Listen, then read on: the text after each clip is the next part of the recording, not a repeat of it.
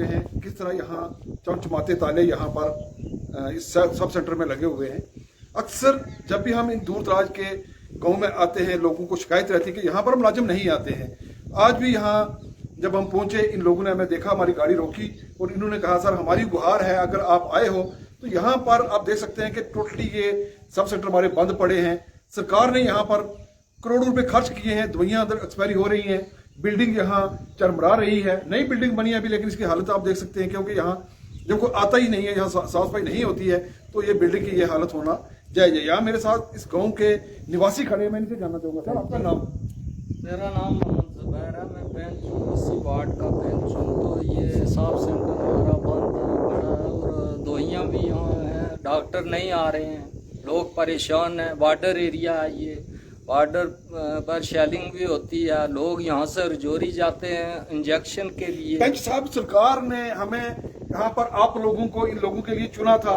सरकार ने यहाँ इलेक्शन कराई, यहाँ पेंच, यहाँ सरपंच, यहाँ बीडीसी, यहाँ डीडीसी, ग्राउंड लेवल पर यहाँ पर उन लोगों ने आपको यहाँ खड़ा किया था, लोगों ने वोट दिए हैं। जब लोगों ने वोट दिए हैं तो आप ही पेंच ही आप गुहार लगा रहे हैं सरकार से कि यहाँ पर ना तो डॉक्टर आते हैं, ना यहाँ पर सीनियर फार्मासिस्ट है, ना यहाँ कोई सफाई कर्मचारी है।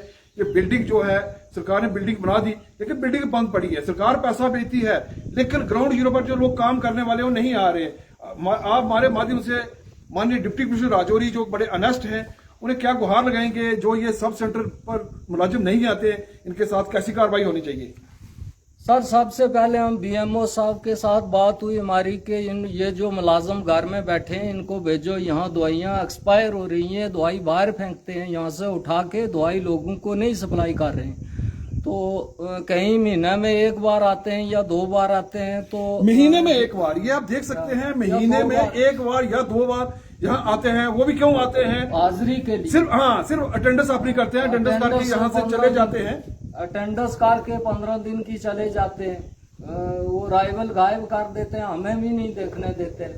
एक आएगा वो सबकी हाजिरी भर के चला जाएगा। तो हॉस्पिटल लगातार बंद रहता है। जब बीएमओ कितने लाचार हैं ये यहाँ के पेंच हैं, कितने लाचार हैं, ये खुद गुहार लगा रहे हैं कि यहाँ जब हम आते हैं, जब कोई यहाँ मेडिकल कोई आदमी आता, हम उनको पूछते हैं, वो इन्हें रावल तक भी नहीं दिखाते हैं। अपनी अटेंडेंस पूरी करने के बाद यहाँ से वो गायब हो जाते हैं। और आज भी मैं अपने कैमरामैन को बोलूंगा, ये दिखाएं कि किस तरह ये ताला चमचमा रहा है।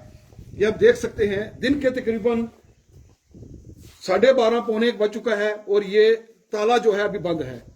ये हालत है यहाँ पर सब सेंटर की।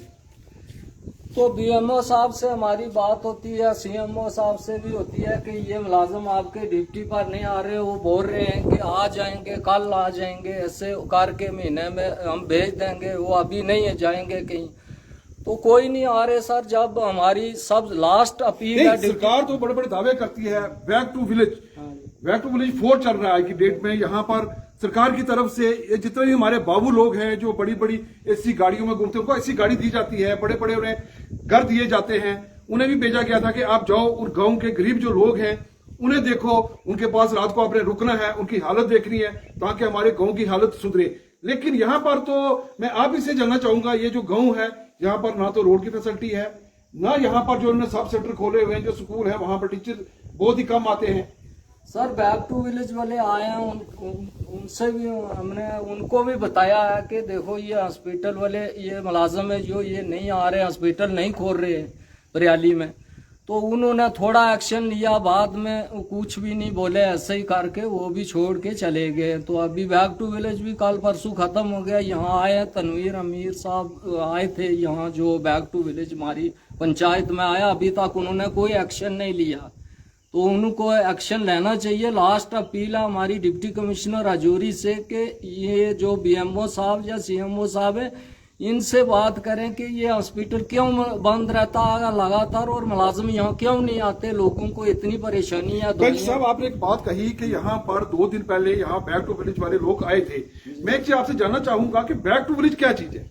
बैक टू विलेज है इसी पर है सर के गांव में जाएं या के वहाँ देखें क्या काम हुए, कौन सा जो मुलाजम में ये क्या काम कर रहे हैं, डिप्टी कर रहे हैं या कोई और पंचायत के, सभी काम देखे हैं। अच्छे काम उन्होंने पंचायत के पंच सरपंच के जो काम हुए, आपका कहने का तात्पर्य ये है कि बैक टू विलेज ये काम है कि वो लोग वहां जाएं, वो देखें जो डंगे के लिए पैसा दिया था डंगा बना नहीं बना, वहां बावली के लिए पैसा दिया था बावली बनी नहीं बनी, यही काम है क्या बैक टू विलेज का? नहीं, बहुत सारे काम है, सभी डिपार्टमेंट के काम है सर, ये एक का नहीं है, पंचायत का काम नहीं है, उसमें सब डिपार्टमेंट आते हैं, उनके सबके काम देखने हैं। जैसे ये हॉस्पिटल है तो सब देखा, उन्होंने कोई एक्शन ही नहीं लिया अभी तक इस हॉस्पिटल पर। सबसे ज्यादा हमें इसकी परेशानी है, ये खुलना चाहिए, यहाँ मुलाजम लगातार आने चाहिए।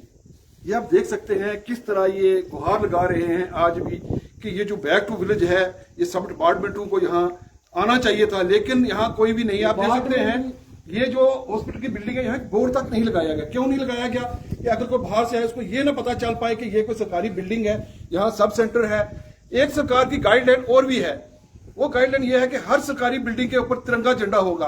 आप देख सकते हैं इस सरकारी बिल्डिंग के ऊपर तिरंगा झंडा भी नहीं है, ना यहाँ पर उन्होंने बोर्ड लगाया है।